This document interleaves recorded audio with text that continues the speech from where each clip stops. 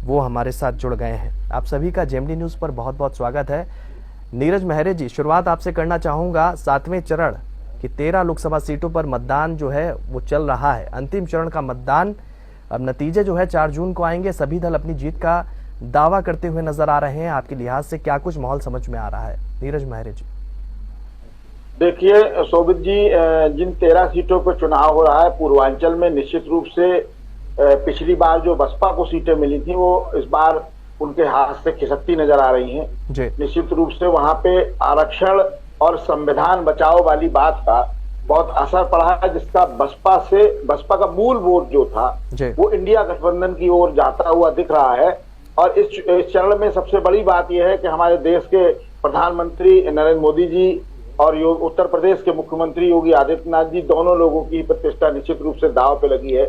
अनुप्रिया पटेल जी की भी प्रतिष्ठा दांव पे है। और घोसी से, क्योंकि अभी जो हमारे पास चुनाव के रिजल्ट आए हैं, परिणाम आए हैं कि वोटिंग परसेंटेज का जो इलेक्शन कमीशन ने बुलेटिन जारी किया है, उसके हिसाब से उत्तर प्रदेश के इन 13 सीटों में सबसे कम वोटिंग जो है वो घोसी में हो रही है। तो ये बड़ा चिंता का विषय है सारे राजनीतिक दलों के लिए भी, और खासकर राजभर जी के लिए तो बहुत ज्यादा अधिक चिंता का विषय है, क्योंकि उनको ये देखना चाहिए कि घोसी की सीट, चूंकि इससे पहले उपचुनाव में समाजवादी पार्टी जीत गई थी, तो कहीं ना कहीं राजभर वोट डिस्टर्ब हो रहा है। और निश्चित रूप से वहां ऐसे आंकड़े लगाए जा रहे हैं कि राजभर जी को अपना खुद का सम्मान बचाना पाना भी बहुत दुर्लभ लग रहा है। तो वो दूसरे दलों को क्या राजनीतिक सहायता कर पाएंगे या अपने राजभर वोटों को किस तरह से वहां ट्रांसफर कर पाएंगे। पूर्वांचल की एक सबसे बड़ी बात यह है कि प्रधानमंत्री जी चूंकि बनारस से ही चुनाव लड़ते हैं और तीसरी बार फिर वो चुनाव मैदान में है,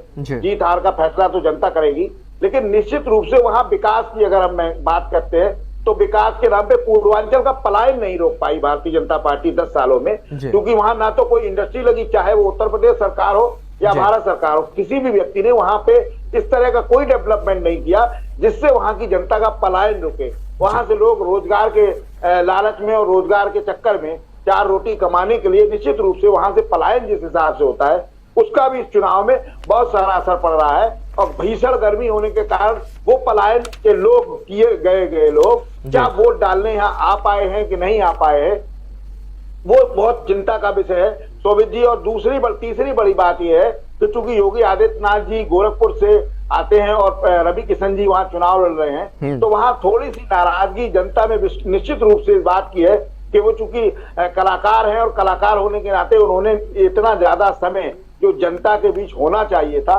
वो निश्चित रूप से नहीं दे पाया है, जिसका कारण यह है कि वो सीट भी फंसती सी दिख रही है। क्योंकि योगी जी की वहां प्रतिष्ठा लगी हुई है तो वो प्रयास कर रहे हैं कि ये सीट निकल जाए। शोभित जी।